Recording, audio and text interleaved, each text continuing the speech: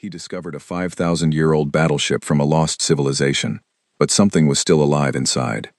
The drill bit snapped at 400 meters down, and that was the only reason I found it. I was not supposed to be out here. Nobody was. The Colonial Extraction Authority had flagged this sector of Europa's ocean floor as geologically unstable, which in corporate language meant unprofitable, which meant nobody had bothered to survey it in 11 years. My assignment was a standard mineral scan 3 sectors east of here, but my drone's navigation array had glitched during descent, and by the time I corrected the heading, I had drifted far enough off course that my drill bit was punching into something that absolutely should not have been there. I am Ren Marak. I have spent 9 years crawling the ocean floors of Europa, Ganymede, and Titan, and I can tell you with complete certainty that rock does not ring when you hit it. Rock does not produce a clean, high-frequency tone that travels up your drill shaft and vibrates in your chest like a tuning fork. Rock does not have perfectly straight edges. I killed the drill immediately. My hands were already moving before my brain had finished forming the thought. The pressure suit's exterior lights were on their lowest setting to conserve power. I brought them up to full, and the water around me went from black to a deep, cold blue. I was sitting in my one-person survey pod, a cramped pressurized shell barely large enough for me and my equipment, hovering roughly 6 meters above the ocean floor. Below me, the sediment stretched out in every direction like gray snow that had never been disturbed, except directly below my pod.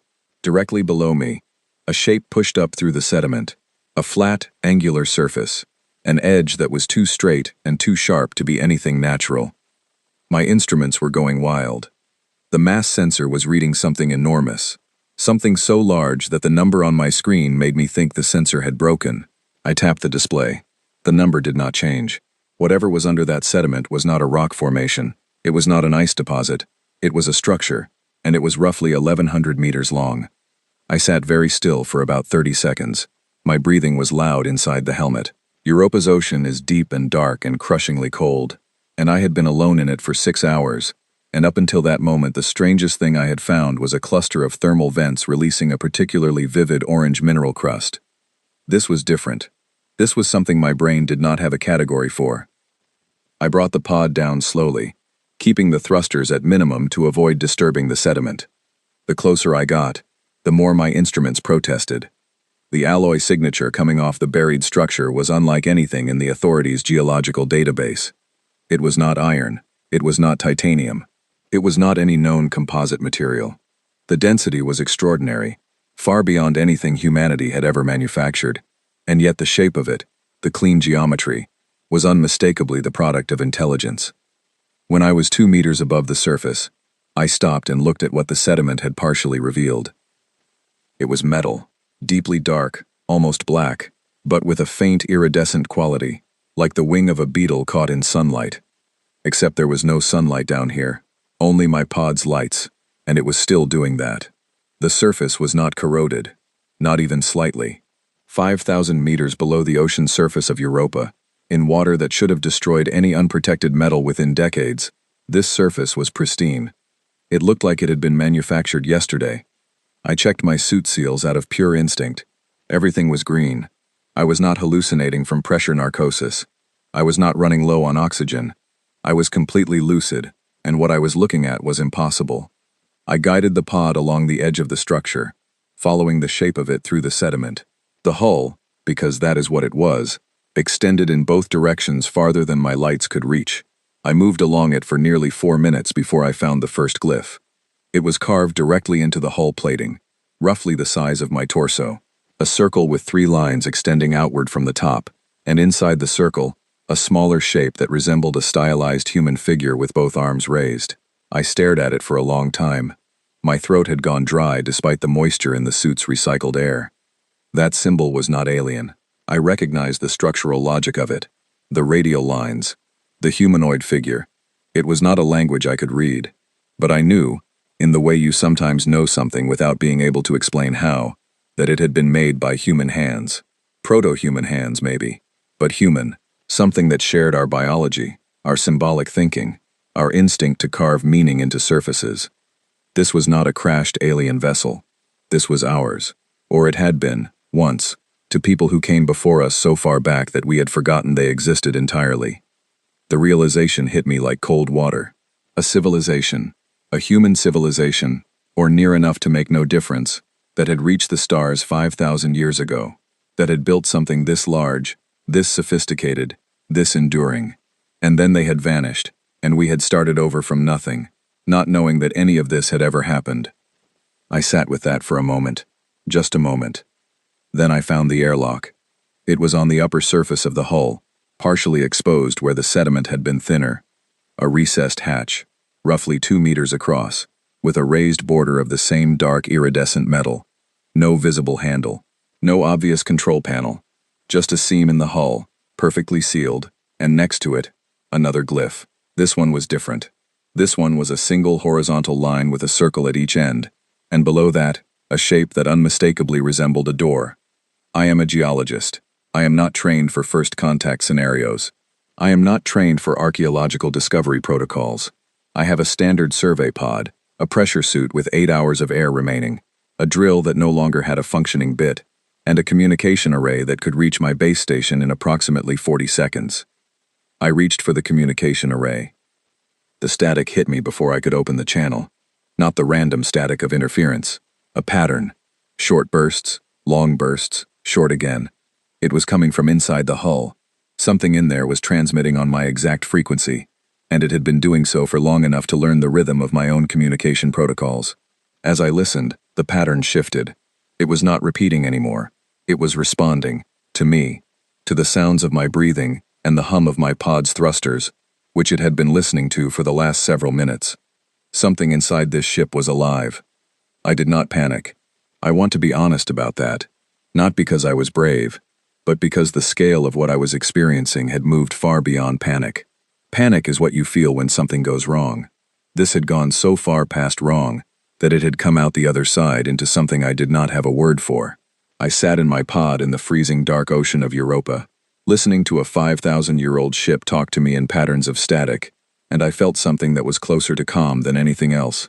A terrible, profound calm. The kind you feel when you understand that the world you woke up in this morning no longer exists. I pressed my hand flat against the hull plating. Through the suit's pressure sensors, I could feel a faint vibration, deep, rhythmic, almost like breathing. The ship was not just transmitting. The ship was waking up. I pulled my hand back and looked at the airlock. The seam had changed. A faint line of light, blue, white, and cold, had appeared along the inner edge of the hatch. Not much. Just enough to see, just enough to know that something on the other side had noticed me and had decided to let me in. I opened the communication channel to my base station. The static cleared immediately.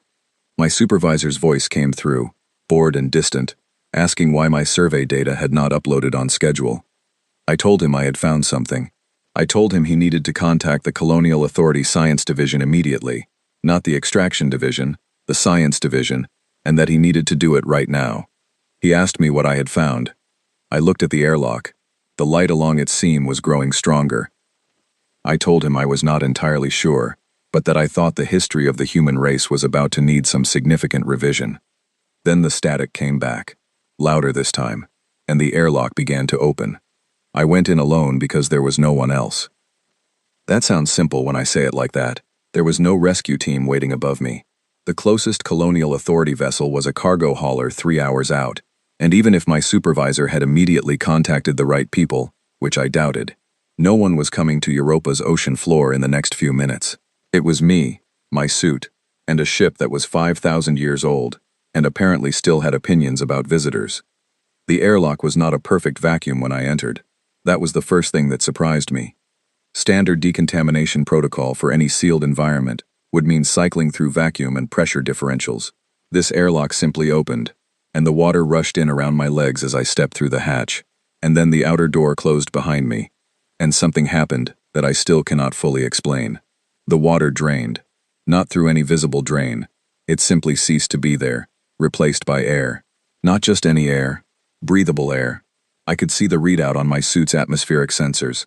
Oxygen at 19.4%, nitrogen at 78, trace elements within normal human tolerance. The temperature was cold, just above freezing, but the air itself was clean. It had been preserved for 5,000 years, and it was still breathable. I left my helmet on. I am not entirely foolish. The inner door of the airlock opened into darkness, and my suit's lights cut through it in two sharp beams. The corridor beyond was wide enough for 4 people to walk abreast, and the ceiling was high, higher than I expected, nearly 4 meters. The walls were the same dark iridescent metal as the hull exterior, but here there were features.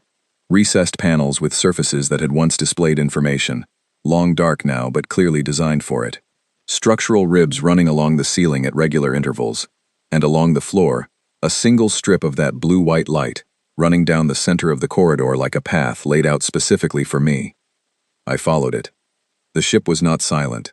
That is the thing no one tells you about old, sealed spaces. They have sounds, the settling of materials, the movement of gases through sealed chambers, the low hum of systems that have been running without supervision for so long, they have become part of the structure itself. This ship hummed, deeply and steadily, like a held breath, like a heartbeat slowed to nearly nothing but still present, still going. The light strip led me through 3 corridors and down a wide passage that sloped gently downward. Along the way I passed doors. Some were sealed tight. Some had been left open, and through them I could see the shapes of rooms preserved in the cold and the dark. A room full of objects that might have been equipment or furniture or both. A room with rows of identical containers stacked to the ceiling, their surfaces marked with the same glyph script I had seen on the hull. A room that I walked past twice before I understood what I was looking at. Beds, dozens of them, narrow and precise, arranged in rows. A crew quarters, big enough for roughly 100 people.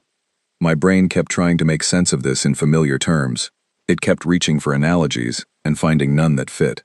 This was not like anything humanity had built, and yet it was human. Every proportioning of the spaces, every ergonomic decision embedded in the design, said human bodies had lived here. Human bodies had slept in those beds and walked these corridors and touched these panels. People who were, in every meaningful biological sense, my ancestors. The corridor opened into a large chamber, and I stopped walking. The room was a command center. There was no other word for it. A raised central platform, surrounded by stations that were clearly designed for crew members to sit at and operate. At the front of the room, a viewport that should have shown open space, but showed only the black of Europa's ocean, and my pod's distant lights visible through the water above. And at the center of the platform, a single column of dark crystal, roughly a meter tall, rising from the floor. It was the only thing in the room that still had any light in it. The crystal pulsed softly, slowly, a deep violet glow that strengthened and faded with the rhythm of breathing. The data core. I recognized it for what it was not from any prior knowledge, but from something more immediate. An instinct that came from the suit's neural interface, a standard piece of survey equipment that helped geologists process complex spatial data by connecting loosely to the wearer's sensory cortex. The moment I stepped close to the crystal, the neural interface activated without my input, and something moved through it in the direction of my mind. Not words, not images, a pressure, an intention, a very old and very patient thing that had been waiting and had now decided that waiting was over. I reached out and touched the crystal. What came next was not gradual. It arrived all at once, the way dreams sometimes do, complete and vivid and without introduction. A world with 2 moons, cities that spread across continents, lit at night like constellations brought to ground, ships, thousands of them, launching from a moon that no longer existed, heading outward into a solar system that I recognized as mine, but did not match the maps I knew. The asteroid belt then was not a belt, it was a planet, whole and inhabited. Then the other thing came. It did not arrive with noise or light, it arrived as an absence.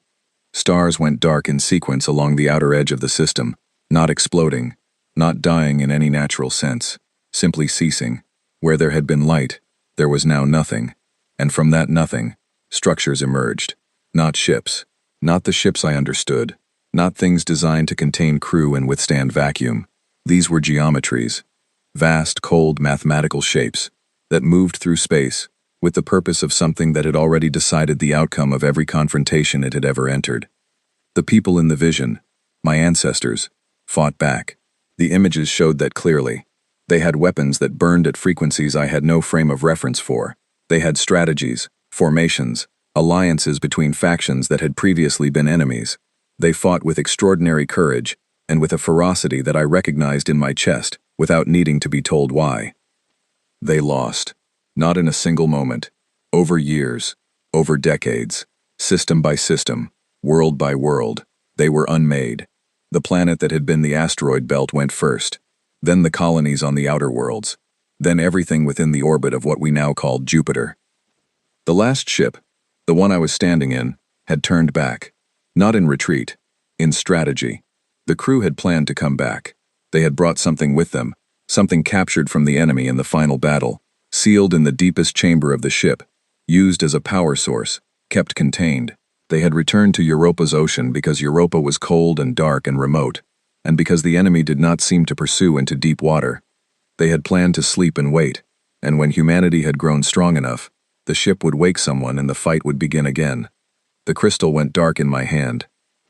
I stood in the cold command center of a 5,000-year-old warship, and I understood three things simultaneously. The first was that the history of the human race was not what any of us had believed. The second was that the ship had not woken up because I happened to find it. It had woken up because after 5,000 years, it had detected something that its internal systems recognized as a signal from the enemy. Something had changed recently, within the last few months, somewhere in the outer solar system. Something that had set off an alarm that had been silent for 50 centuries. The third thing I understood was the worst. There was a vault at the deepest level of this ship. The vision had shown it to me clearly. A sealed chamber with walls 2 meters thick, and a door that could only be opened from the outside. The original crew had gone in and locked it from the inside, using a mechanism that required an external key. A key that was embedded in the data core. A key that the data core had just transmitted to the neural interface connected to my brain. I now held the key to the vault. And the vault had been trying to open for 5,000 years. The ship hummed around me, lower now, stronger, more systems coming online, more power flowing through corridors that had been dark since before the first human city rose on Earth. The blue-white light strips on the floor brightened. The recessed panels on the walls flickered with the beginnings of data. My suit's communication array picked up the static again. This time it was not coming from within the ship. It was coming from deeper within the ship, from below me. From the level the vision had shown me, the level where the vault was, the level where something captured from the most dangerous enemy humanity had ever encountered, had been sleeping for 5,000 years, sustained by the ship's power, slowly growing stronger, slowly, patiently, learning to wait. It knew I had the key. I looked at the dark viewport, at the cold water pressing against the glass from outside, at the distant lights of my survey pod floating above like a tiny star. Then I looked at the corridor that led downward, following the strengthening hum, following the light strip that had not yet decided to go dark. Behind me, the airlock to the ocean. In front of me, the deepest part of the ship. I thought about turning back. I genuinely did. I stood there and weighed the options with the clearest mind I have ever had. And then I thought about what the vision had shown me. The enemy had come before. It had come without warning, without announcement, without any signal that human detection systems could read. It had come and done what it came to do, and left silence behind it. The ship had woken up because something had changed in the outer solar system. If I left, I would leave with nothing but a geological survey pod and a story no one would immediately believe. If I stayed, I might find something that mattered. I went forward.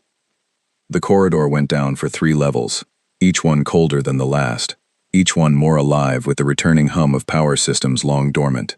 The light strips were blazing now, not just guiding me but illuminating the full width of the corridor, and I could see details I had missed in the darkness before. Markings on the walls at regular intervals, glyph script in columns and rows that I suspected were technical notations.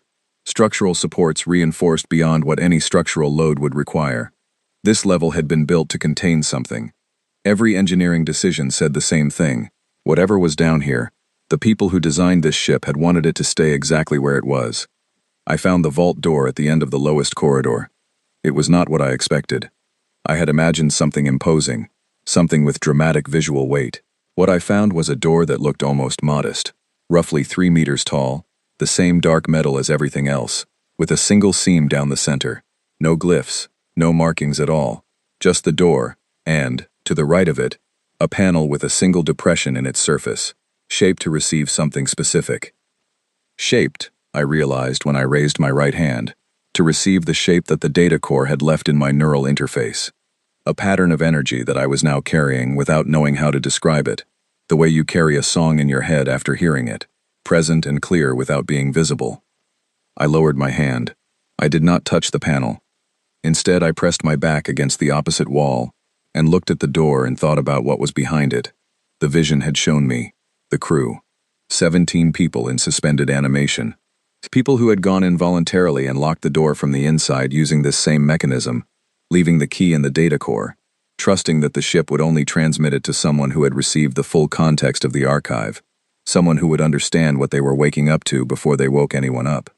But the vision had also shown me the other thing in the vault. The captured fragment of the enemy, sealed in the reactor chamber 3 meters below the vault floor. The thing that had been powering this ship for 5 millennia. The thing that had been listening to radio signals from Earth since humans first learned to generate them. Learning our languages, learning our history, learning us. The thing that knew I was standing in front of this door. The static in my communication array spiked. Then a voice came through it, speaking English. Speaking it perfectly, without accent, without hesitation, with the flat and absolute clarity of something that has had a very long time to practice. "You have the key," it said. "Open the door." I did not answer. "You are afraid," it said. "That is appropriate. But you will open the door regardless. The people inside are the only ones who can tell you what you need to know. And you need to know it very quickly, because what I have been waiting for has already begun." I stood very still. "The signal from the outer system," I said. "Yes," it said. "What is it?" A pause. The hum of the ship dropped half a frequency, then returned. "A greeting," it said. "From my kind, to yours. They have found this system again. They are approximately 8 months away." The corridor felt very small. My suit's temperature readout said it was just above freezing, but I felt cold in a way that had nothing to do with temperature. "Open the door," the voice said again. "The people inside have been waiting 5,000 years for this conversation. They deserve to have it." I looked at the panel. I looked at the door seam. I looked at my right hand. Then I pressed it to the panel. The door did not swing open dramatically. It simply parted, a seam widening from the center, each half sliding smoothly back into the wall, with a sound like a long-held breath finally released. The air that came out was even colder than the corridor, and it smelled like nothing I had ever smelled before. Clean and mineral and ancient. Inside, in 2 rows of 7 and 1 at the far end, were 17 suspension units. Each one housed a human body, visible through a transparent panel, each one connected to a web of preservation systems that had been running for 5,000 years on the power of the thing locked below. They were all alive. I could see the faint rise and fall of their chests, slow, maybe 1 breath every 30 seconds, but there, every single one of them, still breathing. The unit at the far end, the 17th, the one standing slightly apart from the others, began to change. The readouts on its surface shifted. The temperature inside it began to rise. The preservation fluid, a clear medium that surrounded the body inside, began to slowly drain. Someone was waking up. I stepped into the vault and stood at a distance that felt respectful, which was a strange thing to worry about in that moment, but seemed important. The person inside the 17th unit was a woman, tall, even in suspension, with close-cropped dark hair and a face that was angular and composed even in deep sleep. She was wearing a uniform of the same dark metal woven material as the ship's interior surfaces, and on her collar was a symbol I recognized from the vision. 3 radial lines in a circle, the same as the glyph on the outer hull, but with a 4th line added, and with the small human figure inside the circle, now holding something in its raised hands. A weapon, I thought, or a torch, possibly both. The unit opened with a hiss of equalizing pressure. She woke up the way soldiers in the old films always woke up. All at once, fully present, hand reaching for something at her side that was not there before her eyes were even open. Then she stopped, took a breath, looked at the ceiling, looked at her hands, looked at me. She said something in a language I could not understand. Her voice was low and careful, each syllable deliberate. The neural interface in my suit, still carrying the data core's imprint, did something unexpected. It did not translate, not exactly, but it gave me the emotional weight of what she had said. A question, a fundamental one. I answered in English, because it was all I had. "I am Ren Marak," I said.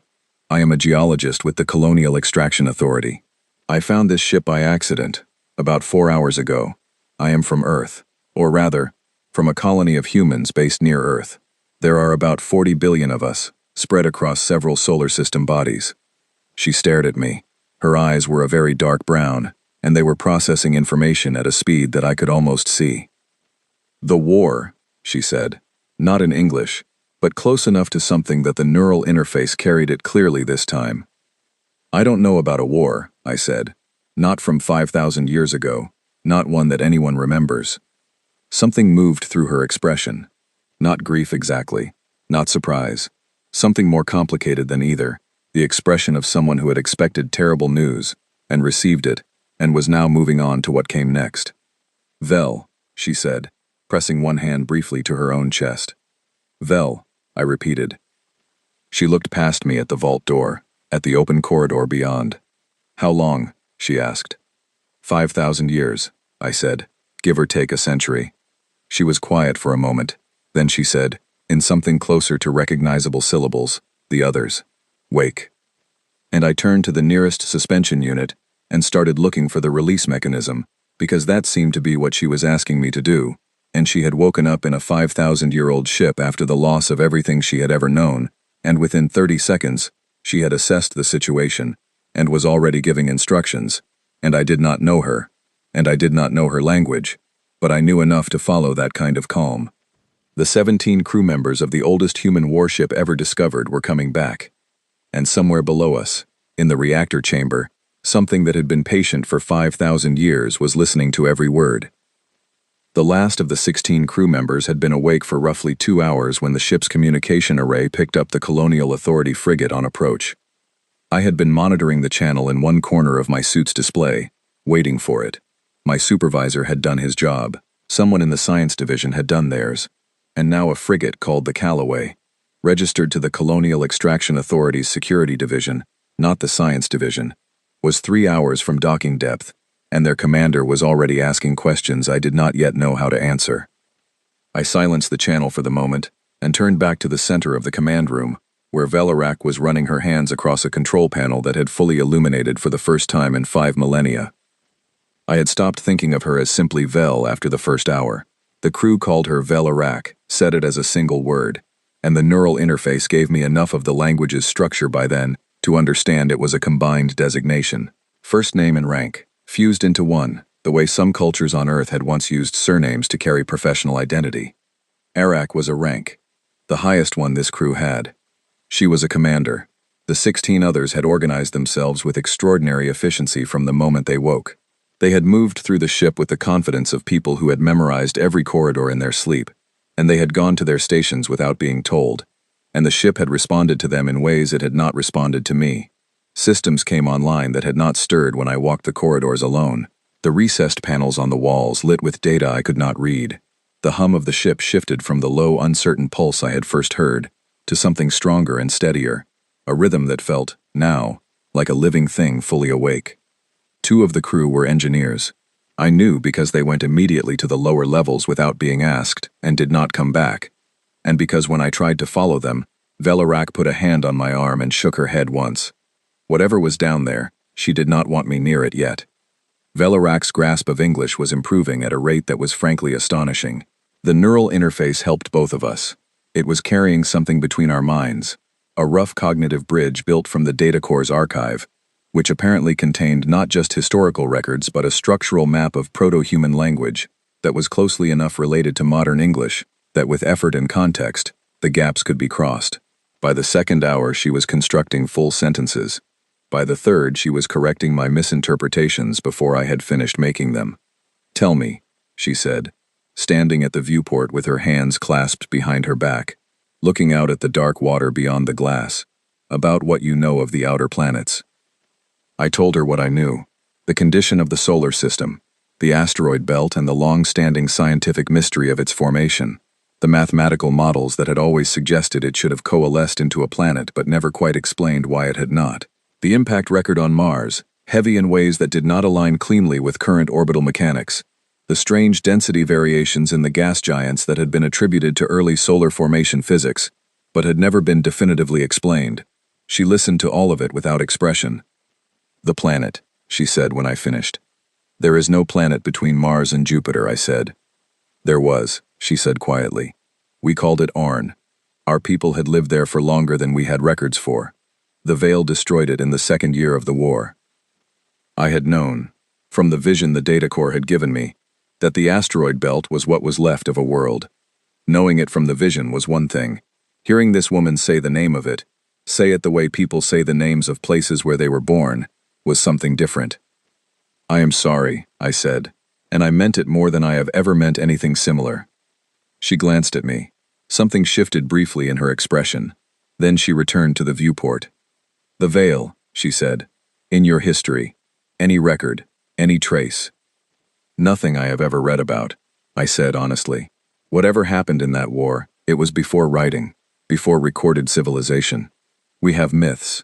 Some of our oldest cultures have stories about darkness coming from the stars, about gods who fought other gods, about a great silence that fell over a golden age, but nothing specific, nothing with details. She nodded slowly. They are good at removing traces. It is part of their philosophy. Disorder is what they name life itself. Every record of a living civilization, every artifact, every story, is disorder in their view. When they finish with a system, they remove what remains. They did not remove us because they did not find us. The water, I said. The water, she confirmed. They do not enter deep planetary oceans. We do not know why. In the last days, when the outer colonies were lost, and only the inner system remained, our scientists discovered this. We chose Europa because it was deep and cold and because we believed we would be safe here while humanity recovered. Humanity did recover, I said. It took a very long time, but we are still here. Something in her posture changed. A slight unbending, a release of tension so subtle I almost missed it. Yes, she said, you are still here. Then one of the crew members called out something sharp from across the room, and Velarak's posture snapped straight again. I did not need the neural interface to interpret the tone. Something was wrong. The engineer's voice came up through the ship's internal communication system. It was the other engineer, whose name was Call, a short and precise man with very quick eyes, and he was speaking rapidly in the crew's language.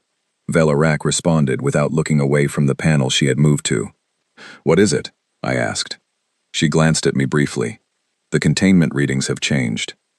The reactor chamber, I said. Yes.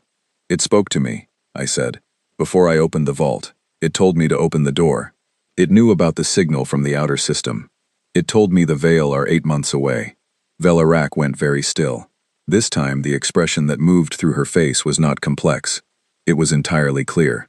It spoke to you, she said. Yes. In English. In perfect English. How long has it been listening? She asked, and I could hear the weight of the question, the specific fear embedded in it. Since humans first started producing radio signals, I said. That is what it implied. She turned away from me and spoke rapidly to the nearest crew member, a young man named Davin who had been working one of the forward stations. He left at a controlled run. Then she looked back at me. It has been awake for 5,000 years, she said. Yes, I said. It has been learning everything we have ever broadcast into space for approximately a century, she said. That is what it implied, I said again.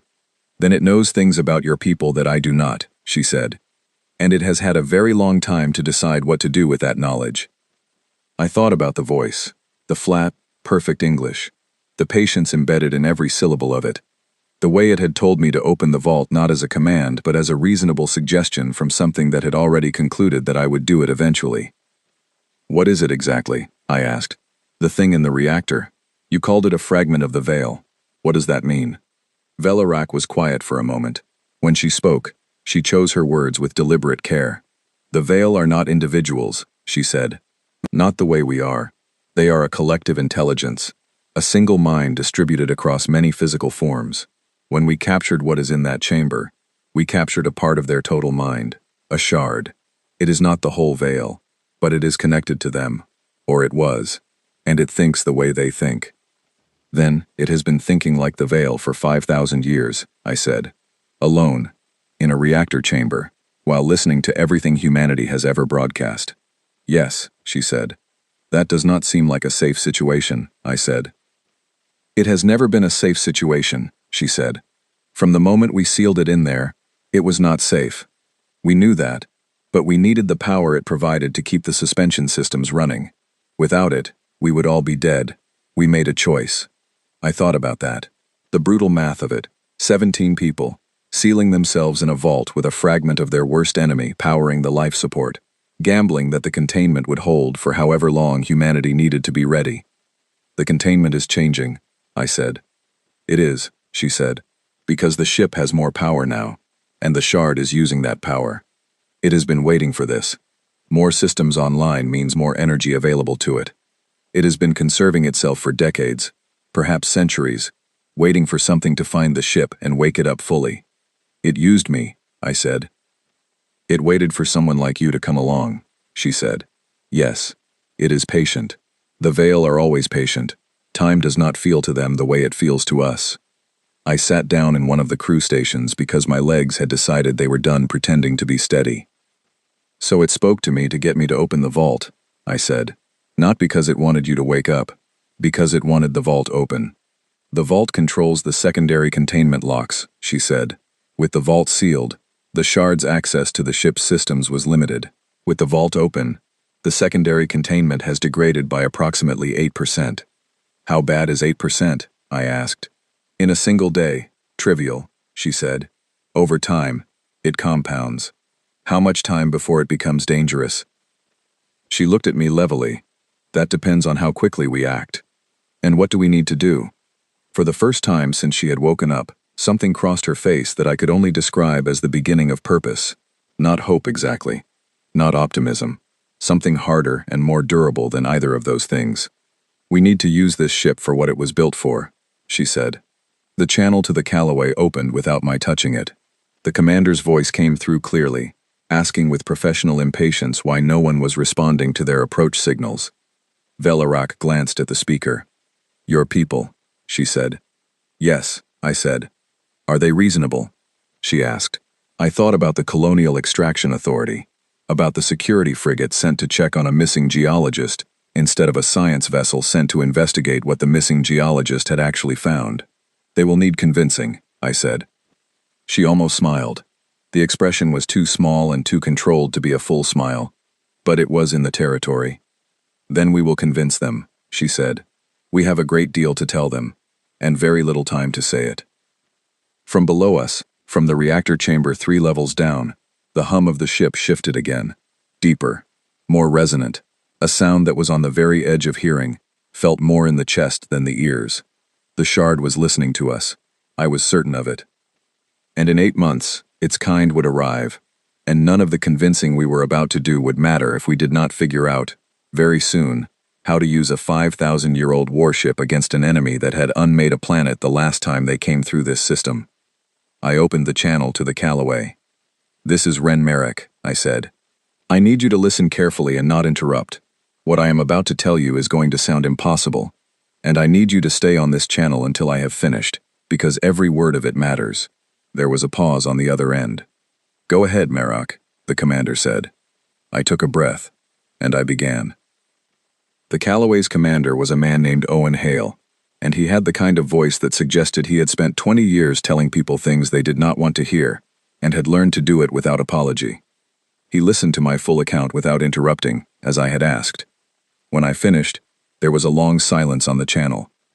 Then he said, You are asking me to believe that you are standing inside an 1,100-meter warship built by a prehistorical human civilization, that 17 crew members of that ship are currently awake and operational, and that a fragment of a hostile alien intelligence has been powering the ship from a containment chamber for 5,000 years. Yes, I said. Another silence. And you want me to approach and dock rather than report this to the full Colonial Authority command structure, and wait for instruction. Reporting to the command structure is fine, I said. Waiting is not. The shard in the reactor chamber is aware that the ship is fully active. It has been aware since I woke the crew. Every hour we delay is an hour it has to increase its access to the ship's systems. Owen Hale said nothing for a moment. In the background I could hear his bridge crew murmuring. I am also, I added, not the only one who will want to speak with you. One moment. I looked at Velarak. She had been listening to the exchange with the focused attention of someone learning a new instrument. He is a military officer? She asked. Security Division, I said. Close enough. She nodded and moved to stand beside me. Commander Hale, she said. Her English was precise now. The accent something I had no reference for, the cadence slightly formal, in a way that felt ancient, without being difficult to understand. My name is Velarak. I am the commanding officer of the ship you are approaching. I have been in suspension for 5,000 years, and I woke up approximately 3 hours ago. I recognize that this requires you to accept a great deal very quickly. I do not expect that to be easy, but I need you to understand one thing clearly. She paused. Owen Hale did not speak. Whatever your authority sends you to do with this ship, she said, it will not be possible without my crew's cooperation. This ship does not respond to new operators without a knowledge transfer from the primary command interface. We have technologies on board that your civilization does not currently possess. We have information about the entity approaching your system that you need if you intend to survive the next year. She stopped. Let that land. So I am not asking you to believe me, she said. I am asking you to come aboard and see what is in front of you.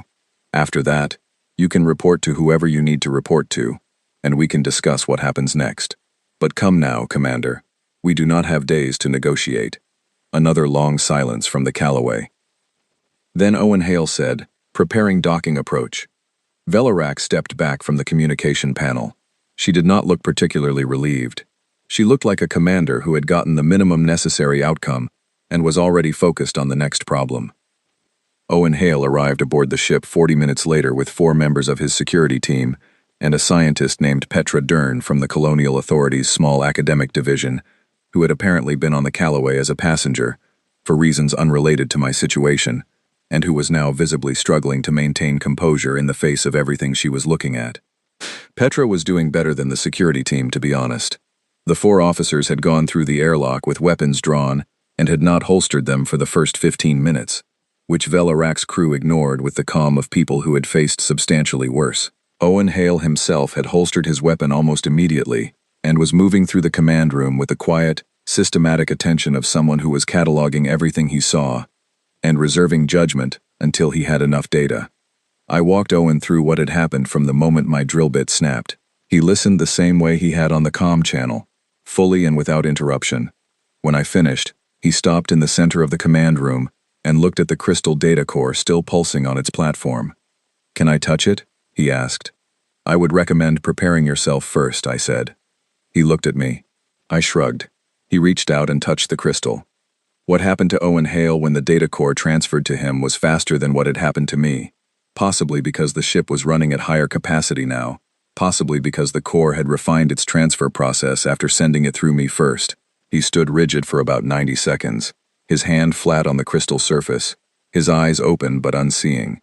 Then he pulled his hand back and stood quietly for a moment. Right, he said, which was not the reaction I had expected, but was somehow entirely consistent with everything I had observed about him so far. Petra Dern had been crouching beside one of the crew stations examining the glyph script on its surface when Owen straightened up and spoke. The language, she said without looking up. It is related to early Sumerian and to a Proto-Dravidian root language that linguists have been debating the origins of for 2 centuries. They always knew it was too structured to have developed in isolation. They were right. It did not develop in isolation, Velarak said from across the room. Petra looked up sharply.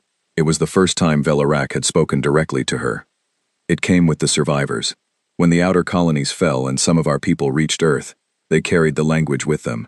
Your oldest tongues are fragments of ours. Petra sat down on the floor. Just sat down right where she was, because there was no chair nearby and her legs had apparently decided that this information required a sitting position to process. I understood the feeling. The situation changed 2 hours later. Call came up from the lower levels with a look on his face that I had not seen him wear before. He had been down there since waking up, working on the containment systems with one other engineer named Ray, a quiet woman who spoke less than anyone else on the crew and seemed to communicate primarily in hand gestures and meaningful silences. Call spoke rapidly to Velarak. She listened without expression. Then she asked a question. He answered it. She turned to me. The secondary containment has dropped by another 4%, she said. In 2 hours. How? I asked. We have not done anything to accelerate it. It has, she said. The shard is drawing power deliberately. It is not doing it at the rate it is capable of, which means it is not trying to breach containment today. It is accelerating the process to a rate that will breach containment in approximately 6 weeks. Why 6 weeks? Owen asked. He had been standing quietly nearby and following the conversation. Velarak looked at him steadily. Because in 6 weeks, the signal from the outer system will be close enough for direct communication between the Shard and the approaching Vale fleet. It wants to be free before its kind arrives. The command room was very quiet. It is coordinating with them, Owen said. Not a question. It has been trying to coordinate with them for 5,000 years, Velarak said. The problem was always signal strength. A Shard in deep containment cannot generate the power needed to reach outside the solar system, but with the ship running at full capacity, it now can. In 6 weeks, at current power levels, it will be able to send and receive across interstellar distances. Then we need to reduce ship power, Owen said. If we reduce ship power, we lose the suspension systems, Velarak said. My crew is awake. That is no longer a concern. But the structural integrity fields that are keeping this hull intact under 5,000 meters of water are also power dependent. If we reduce power by the amount needed to cut the Shard's communication capacity, we begin losing hull integrity within hours. So we cannot reduce power, Owen said. We can relocate, Velarak said. If the ship is out of the water, the structural fields are not load-bearing. Power can be redistributed. But moving an 1,100-meter vessel from the ocean floor of Europa to open space requires every primary system to be operational simultaneously, and 2 of our primary navigation systems were damaged in the last battle, 5,000 years ago, and have not been repaired. Can they be repaired? I asked. Call said something from across the room. It was the most I had heard him say at one time. Velarak translated. He says yes, but not with tools available on this ship. The components that were destroyed are a specific crystalline material that does not occur naturally in this solar system. We manufactured it from raw elements using a process that requires equipment we no longer have. What elements? Petra asked. She was back on her feet now, with a recording device in her hand. Her voice was completely steady. Whatever shock she had felt sitting on the floor had apparently been fully processed and filed. Call looked at her. He said a word. The neural interface gave me the shape of it, but not a translation. Velarak considered for a moment. A stable isotope, she said. Your science would classify it in the super-heavy element range. It occurs in very small quantities in certain asteroid types. The belt, Petra said immediately. Yes, Velarak said. The belt is full of C-type and M-type asteroids, Petra said. Colonial mining operations have been running there for 40 years. If the isotope exists there, someone has probably already cataloged it. Owen was already moving toward the communication panel. Then he stopped. He turned back to Velarak. If we transmit specific material requirements through any standard colonial authority channel, he said, that transmission is logged and available to the full command structure within 24 hours. Every analyst, every executive, every government liaison who monitors extraction operations will see it. Yes, Velarak said. That means within 48 hours, there will be a significant number of people who know this ship exists, what it contains, and what it is capable of, Owen said. Some of those people will want to study it, some will want to use it, some will want to control it, and some will try to negotiate with the entity in the reactor chamber, because that is what people with authority do when they learn that something trapped beneath them can speak and reason, and has 5,000 years of accumulated knowledge. The room was quiet again. You have done this before, Velarak said. She was looking at Owen with a different quality of attention now. Not this specific situation, but you have managed the politics of discovery before. I have managed the politics of extraction sites that turned out to be more complicated than expected, Owen said. This is considerably more complicated than expected, but the principle is the same. Information moves faster than decisions, and the people who move information first get to shape the decisions that follow. Then what do you suggest? Velarak asked. I suggest, Owen said slowly, that we get what we need from the asteroid belt before we tell anyone exactly what we need it for. He looked at me. How long does it take to run an asteroid survey in a specific belt sector? He asked. Depends on the sector, I said. A targeted search with the right isotope signature to look for. 3 weeks, maybe less. We have 6 weeks before the Shard reaches communication range, he said. That is what Velarak said, I confirmed. 3 weeks to find the material, he said. Then we need to move the ship. How long to repair the navigation systems once we have the material? He looked at Velarak. She looked at Call. Call held up 2 fingers. 2 weeks, Velarak said. That leaves 1 week, Owen said. For what? I asked. He looked at me, then at Velarak, then at the floor above which, 3 levels below, the shard was drawing power and waiting. For figuring out what to do about the thing in the reactor, he said. Before we take this ship anywhere, we need to decide what we are doing about that, and I would rather we make that decision with the ship intact and the enemy still 8 months away than in any other combination of circumstances. Velarak studied him for a long moment. Commander Hale, she said. Owen, he said. Owen, she said. The name sat slightly strangely in her cadence, but she made it work. When my crew sealed themselves in the vault 5,000 years ago, we had a plan. We planned to sleep until humanity was strong enough, wake up, and return to the war. And now, Owen said. Humanity is here, she said. Different from what we were, changed in ways I am still learning, but here, still here, after everything. She paused. The plan was always the same. We were just waiting for the right moment. What is the plan? Owen asked. She looked at him directly. We use the shard's own power to destroy it, she said. We have always known how. We simply needed the ship at full capacity to do it. The irony is that by drawing on the ship's power to speed up its own escape, it has given us exactly the conditions we need. Owen looked at her for a long moment. Walk me through it, he said. She walked him through it.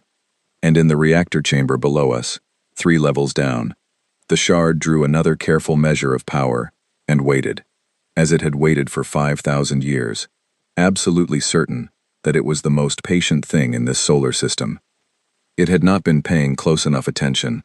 The asteroid belt in the sector Petra's database flagged took Owen Hale's survey team 9 days to search, not 3 weeks. Petra had been right about the cataloging. 40 years of Colonial Authority mining operations had produced a remarkably detailed spectral database of the belt's composition, and once she had a precise isotope signature from Call, cross-referencing it took her approximately 4 hours. The material existed in 3 separate M-type asteroids in the inner belt, and the closest one was 18 hours from Europa at standard thrust. The Callaway made the run, while Velarak's crew worked on the ship's secondary systems, and Owen Hale quietly filed the most carefully worded extraction report in the history of Colonial Authority documentation.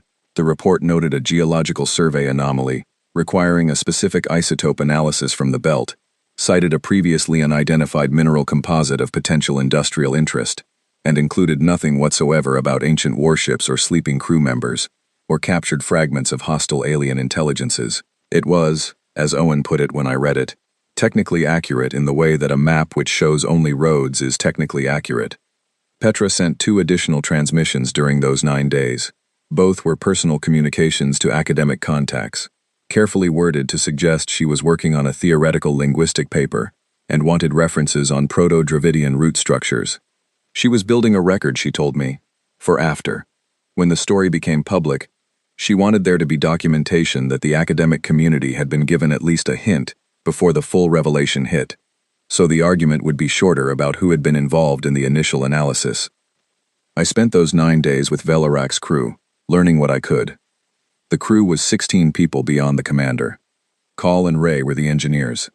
There was a weapons officer named Garrett, a tall man with very steady hands, and an economy of motion that made everything he did look effortless.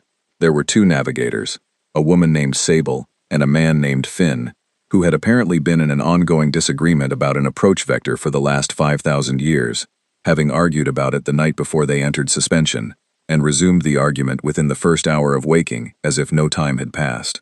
There was a medic named Aura who had examined every member of the crew and then, without being asked, examined me and Owen and Petra with equal thoroughness, and provided a short summary of everyone's health in both her language and English, which she was picking up from the neural interface faster than anyone except Velarak. And there were 9 others who filled roles I was still learning the names for, because the crew structure of a 5,000-year-old warship did not map neatly onto any organizational model I knew. They functioned as a single unit. There was almost no visible hierarchy below Velarak's command authority. Decisions were made in rapid exchanges that sometimes lasted 30 seconds, and involved everyone within range, then enacted without further discussion. It was not that there was no chain of command. It was that the chain was so well established it had become invisible. They treated me with a kind of measured acceptance that I came to understand was their version of welcome. Not warm exactly. Respectful in a way that assumed competence until proven otherwise. When I was useful, they used me. When I was in the way, someone moved me without embarrassment on either side. Garrett taught me 3 things about the weapons array that I did not understand and could not have figured out alone, and then moved on to the next task without ceremony.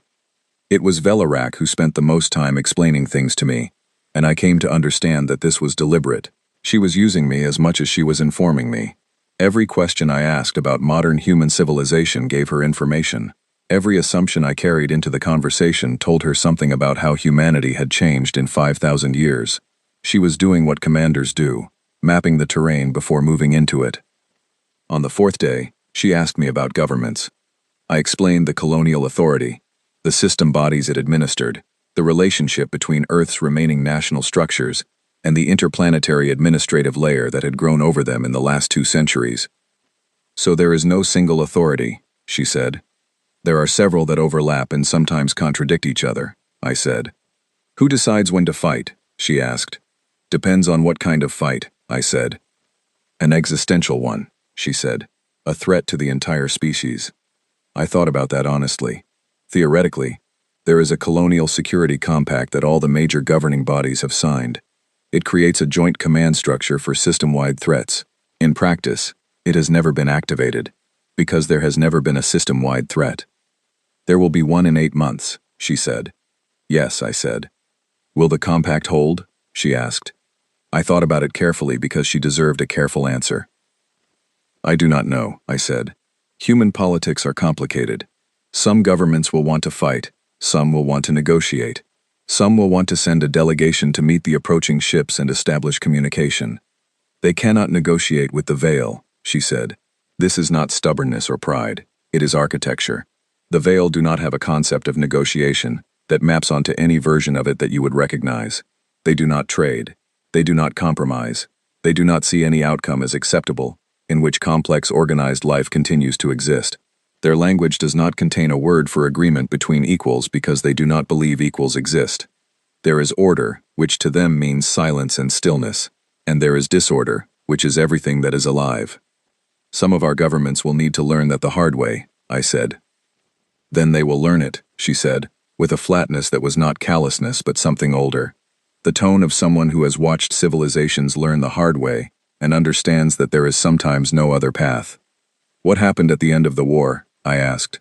I had seen the vision from the data core, but visions are not the same as accounts.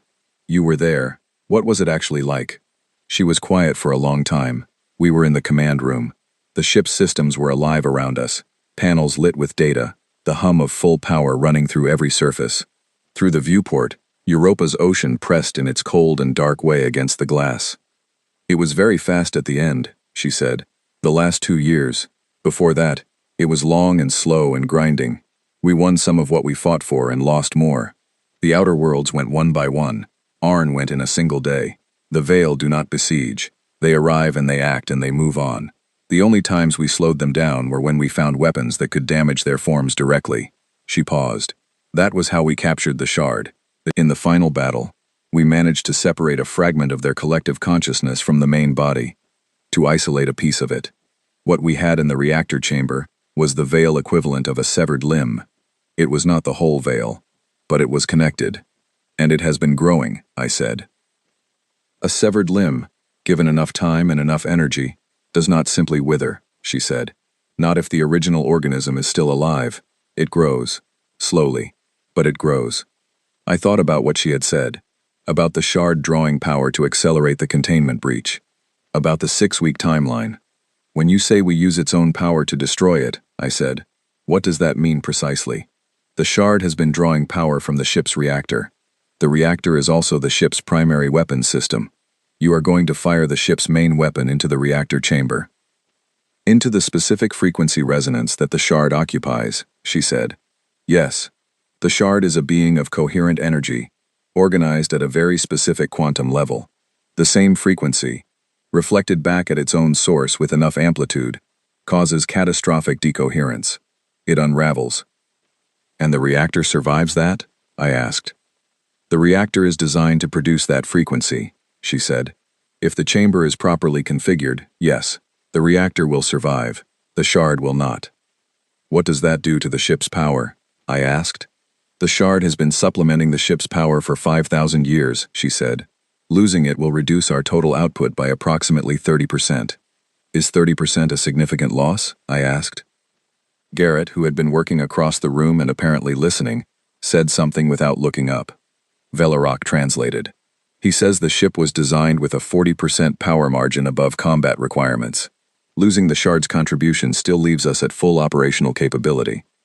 The shard was powering us at 30% above what we actually needed, I said. For 5,000 years, Velarock said, yes. I absorbed that. The shard had been powering the suspension systems, the structural integrity fields, the entire ship's passive operations, for 50 centuries, and it had been doing so at 30% above the ship's actual requirements, because reducing its power output would have required it to spend energy on regulation that it preferred to spend on other things. It was not powering us out of generosity, Velarock said, reading something in my expression. It was powering us because it needed the ship intact. It needed the crew alive. It needed the ship to remain operational until it could arrange for someone to find it. Us alive and sleeping was always part of its plan. It always intended for the vault to be opened, I said. Yes, she said. We debated, before we went in, whether the risk of the shard orchestrating a rescue was worth the benefit of preserving the crew. We concluded that the crew's knowledge of the Veil's weaknesses was worth the risk, that whatever it intended to do once the vault was open, we would be awake and capable of responding. And are you, I asked, capable of responding? She looked at me. We are about to find out, she said. The Callaway returned from the asteroid belt on the 11th day, with 3 canisters of crystalline material that Ray examined in silence for approximately 4 minutes before pronouncing sufficient. The repair work on the navigation systems took Call and Ray 7 days, working in shifts of 8 hours, communicating in a technical shorthand that had probably not been spoken aloud in 5,000 years. Petra recorded every word of it, not understanding most of it but filing it all for later, with the focused patience of someone who knows they are watching history be made and intends to be thorough about it. On the 18th day since I had found the ship, everything was ready. Owen called a meeting in the command room. It was the first time all the principals had been in the same space at the same time since the early days. Velarock's full crew at their stations. Owen with his 4 officers. Petra with her recording device. Me at the console Garrett had assigned me, where I had been running interface translations between the ship's ancient control language and the Colonial Authority data formats that Owen's team could work with. Owen stood in the center of the room and looked around at all of them. We are going to do this in stages, he said. First, we move the ship out of the water. Second, we destroy the shard before it reaches communication range with the incoming Veil fleet. Third, we figure out how to tell the rest of humanity what is coming and what we have available to fight it with. He paused. The first 2 parts are relatively straightforward compared to the third. I want to be honest about that. When this becomes public knowledge, it will be the most significant event in recorded human history. There will be chaos. There will be people who make the wrong decisions for understandable reasons. There will be governments that try to take control of this ship, and people who try to negotiate with the incoming fleet, and very likely a faction of someone somewhere that decides the right move is to surrender preemptively. He looked around the room. None of that is going to be our problem today, he said. Today our problem is the shard. Everything else we deal with after. Velarock nodded once from her position at the central command platform. It was the first time I had seen her defer to anyone else's structure without modification. When do we begin? She asked. Owen looked at me. The navigation systems are ready, I said. I had confirmed it with Call an hour earlier using a combination of the neural interface and a series of very patient hand gestures. The structural fields have been reconfigured for open space operation. Primary weapons array? Owen asked. He was asking me because I was the one who had been learning the systems. I looked at Garrett, who was already looking at me. Ready, Garrett said, in English. It was one of only 4 English words he had learned, and he deployed it with the precision of someone who uses exactly as many words as a situation requires. "Then let us go," Owen said. Velarak turned to her navigation team. Sable and Finn, who had resumed their argument about approach vectors at some point in the last 18 days, and were still apparently in disagreement, looked at each other and then, with the wordless efficiency of people who have been working together for decades, reached a simultaneous conclusion and began. The ship moved. It was not a gentle process. 5,000 years of sedimentation and mineral adhesion had worked on the hull's exterior, even if the interior had been perfectly preserved, and the first movement, a slow upward surge of the primary thrusters, sent a visible shudder through the structure that I felt in the soles of my feet and in the back of my teeth. The viewport showed the ocean floor dropping away below us, the silt disturbed by our ascent rising in vast gray clouds that swallowed our lights. Then we were rising, and the weight of the water above us was pressing down on the structural fields, and for about 90 seconds nothing was certain, and the only sound in the command room was the ship working, and the only thing visible outside was dark water. Then the water changed. It became lighter. It became green dark, then blue dark, then a blue that brightened by degrees, and then, shatteringly, we were through the surface of Europa's ocean and into the cold of the moon's surface ice for a fraction of a second, and then we were above it, in the thin gap between ice and sky, and then we were above that too, and Jupiter was in the viewport, enormous and banded and silent, and the stars were out. Nobody spoke for a moment. Velarak looked at the stars. I watched her look at them and I saw something in her face that she would probably not have wanted me to see, something private and enormous that she compressed back to stillness almost immediately. 5,000 years ago, this ship had been driven down into the dark, and now it was out again, and she was the commander who had brought it back. Then she turned to the weapons panel. "Garrett," she said. He was already there. The plan was, in principle, simple. The reactor chamber had a series of secondary ports designed for exactly this kind of internal weapons test, a way to fire a precisely calibrated burst at the interior containment field without breaching the chamber walls. Velarak's crew had spent 2 days configuring the frequency parameters. The burst would hit the shard's resonance at the exact point of its coherence frequency and fold it back on itself. Complete decoherence, instantaneous. In practice, there was one problem. The shard knew what we were doing. It had been listening. It had always been listening. And in the 20 seconds between Velarak saying Garrett's name and Garrett's hands reaching the weapons panel, the frequency of the shard's power draw shifted. Call shouted something from his engineering station. Ray was already moving. The containment field in the reactor chamber had spiked. The shard was not trying to breach the walls. It was doing something more specific. It was altering its own resonance frequency, just enough to push it outside the range the weapons array was calibrated for. Adapting. "How long to recalibrate?" Owen asked. His voice was completely level. Call answered. Velarak translated without looking up from her own panel. 11 minutes. "How long before the shard reaches a frequency outside our entire calibration range?" Owen asked. A pause, a shorter one. 7 minutes, Velarak said. The room took a breath that was not quite silence. "Then we have a problem," Owen said, which was, I reflected, one of the more understated things I had ever heard a person say. I was already thinking, not about the weapons array, not about calibration, about what the data core had shown me, about the structure of the shard's consciousness, about what Velarak had said, that the Veil were beings of coherent energy, organized at a very specific quantum level, and that reflecting the frequency back at its own source caused decoherence. The weapons array was locked to a specific calibration range. The shard was moving outside that range. But the data core's neural interface was not locked to anything. It was a direct cognitive bridge to the ship's archive. And the archive contained the complete technical specifications of the weapon system, including the manual override protocols that predated the automated calibration system by several centuries. I stood up from my console and walked to the data core. "Ren," Owen said. "One moment," I said. I put my hand on the crystal. The information came fast, faster than the first time, because the core knew me now. I was not searching for it. I was reaching for something specific, and the core found it immediately.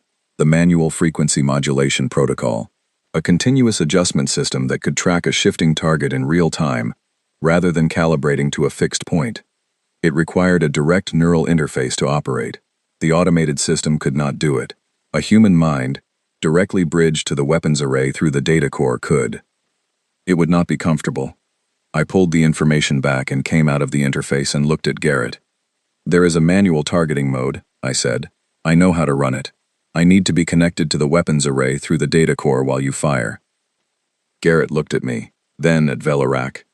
She was already looking at me. You will be receiving the full power output feedback through the neural interface, she said, for the duration of the firing cycle. How long is the firing cycle? I asked. 3 seconds, she said.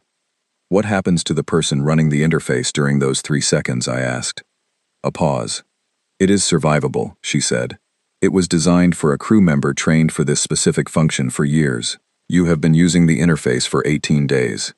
But it is survivable, I said. Yes, she said. Then let us do it quickly, I said, because we are now at 4 minutes. I did not give anyone time to argue. I went back to the data core and put both hands on it this time, and let the manual targeting protocol integrate into the neural bridge as quickly as it would go, which was not slowly. Through the interface I could feel the weapons array as an extension of my own senses, and through that I could feel the shard, not as a personality, not as a voice, but as a coherent shape in the ship's power field, a bright and organized pattern of energy that was currently moving, shifting its frequency in calculated increments, trying to step outside the reach of anything that could unmake it. I matched it, not manually, not decision by decision, but the way you keep your balance, the way you track a sound when you turn your head. The targeting lock followed the shard's frequency as it moved. Garrett, I said. My voice sounded distant to me, like hearing yourself in a recording. He fired. The 3 seconds lasted much longer than 3 seconds in the way that very intense experiences sometimes do. I was aware of the power output moving through the interface with a force that was not pain exactly, but something that my nervous system had no other category for. I was aware of the shard's frequency meeting the reflected burst, and the two patterns interacting at the quantum level in a way that was, I found, genuinely beautiful to perceive directly. A coherence pattern meeting its own inversion, two opposite shapes filling each other perfectly. Then the shard's pattern dissolved. The 3rd second ended. I was sitting on the floor. I did not remember sitting down. Aura was beside me with a medical scanner, running it along my arms with the focused urgency of a person who is concerned but not panicking, which I chose to take as a good sign. Owen was at the engineering panel reading containment data. Containment is stable, he said. No breach. Reactor output dropped by 31%. He paused. Everything else is green. The ship hummed around us. Steady, deep, entirely its own. I looked up at the viewport. Jupiter filled the left third of it. The stars filled the rest. Is it gone? I asked. Velarak looked at me from her position at the command platform. It is gone, she said. I sat on the floor for another moment. Aura said something to me in the crew's language, and the neural interface gave me the meaning without effort. She was telling me to stay still for another 60 seconds and let the scanner finish. I stayed still. It sent a signal, Velarak said from across the room. Her voice was calm. Before we fired, in the window when it was shifting frequency, a short burst, high power. We were outside the containment field limit when it did it. Did it reach anyone? Owen asked. At the distances involved, Velarak said, it would take approximately 4 months for that signal to reach the approaching fleet. She paused. They were already coming. The signal changes nothing about that, but they will now know that the shard is gone. Does that change their approach? Owen asked. Velarak considered. The Veil do not change their approach, she said. They do not recalculate based on setbacks. They simply continue. What changes is that they now know someone destroyed the shard. She looked at me, then at Owen, then at the viewport. They will know that humans, in 5,000 years, have become something capable of doing that. And how will they take that information? Owen said. The Veil believe life is inherently temporary, she said. They believe that all organized complexity eventually dissolves. It is their foundational philosophy. The idea that the species they silenced 5,000 years ago has grown strong enough to destroy one of their own kind is, to them, not a warning. It is simply a delay. But it is information they did not have before, Owen said. Yes, she said. Then we have 4 months before they receive that information, and adjust whatever strategy they intended, Owen said, and 8 months before they arrive. That is correct, Velarak said. Then we have 4 months to tell the rest of humanity what is coming, Owen said, before the enemy knows that we know they know. He paused. Which means we need to start that conversation today. He looked at me. I was still on the floor. Aura had finished her scan and was making a small, satisfied sound that I took to mean she was not going to have to do anything dramatic. You found it, Owen said. You get to make the first call. I looked at the viewport. Stars and Jupiter and the vast dark between them, and somewhere out in that dark, 8 months away, something that had silenced a solar system's worth of life and was now on its way back to finish what it had started. I thought about Velarak, who had woken up after 5,000 years and within 30 seconds was issuing orders. I thought about the Urath crew, 17 people who had sealed themselves into a vault with a fragment of the enemy powering their life support, gambling that humanity would survive long enough to need waking up. I thought about 40 billion humans spread across the solar system who did not yet know that any of this was real, and who were about to find out. I thought about what the Shard had called us before I fired the weapon. In those last seconds, through the neural interface, I had perceived its consciousness clearly enough to catch the concept it held for life, for complex organized matter, for everything we were. The word it used was chaos, disorder, something to be resolved. I thought, yes, and I took the communication channel Owen was holding out to me. The Colonial Authority Central Command frequency opened with a soft tone. A duty officer answered immediately. I could hear the professional neutrality in his voice, the practiced calm of someone sitting at a desk in a very ordinary room who had no idea that the world he was in was not the world he had woken up in that morning. This is Ren Marak, I said. Colonial Survey Division, Europa Station. I need to speak with the highest available authority in the Colonial Security Compact.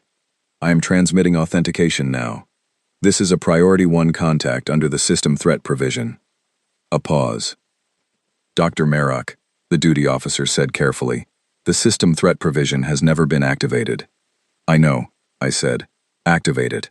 A longer pause. Can you provide a brief description of the nature of the threat? He asked. I looked at Velarak. She was watching me with the same quality of attention she had given everything since she woke up, measuring and present and ready. I looked at Owen. He gave me a slight nod. I looked at the stars in the viewport. We have a 5,000-year-old warship, I said, built by our own ancestors, which is currently operational above Europa, and crewed by 17 people who have been in suspended animation since before the first human city was built on Earth. They fought a war with an intelligence that is currently 8 months from this solar system, and intends to finish what it started. We just destroyed the advanced scout it had embedded in this ship. We have the weapons to fight back. What we need now is everyone else. The silence on the other end of the channel was the loudest thing I had heard since the drill bit snapped, and gave me a reading that should not have existed. Then the duty officer said, very quietly, "Please hold." The hold music that came on was a piece of classical guitar that I had heard 100 times in authority waiting rooms. It played for about 15 seconds. Then someone else came on the line, someone with a different kind of voice, the kind of voice that has learned to receive impossible information and respond to it anyway. Dr. Marak, she said, my name is Director Ingram Voss. Tell me everything. Velarak, from across the command room, met my eyes and nodded once. I started talking. Outside the viewport, the solar system stretched in every direction. 40 billion people who did not yet know what was coming. A warship 5,000 years old, humming with renewed life. An enemy 8 months away that believed complexity was temporary, and silence was the universe's natural state. They had clearly never met us, and they were about to be reminded, in the most direct possible terms, why that assumption had always been their fundamental mistake. I talked. Velarak's crew ran their stations. Owen Hale started making his own calls on a secondary channel. Petra Dern sent a message to every academic contact she had ever made with 3 words. Stand by. Incoming. The ship moved through space above Europa, and it was the oldest human vessel ever to do so, and it was exactly where it was always supposed to be. The long silence of 5,000 years was over. We were loud again, and this time, we intended to stay that way.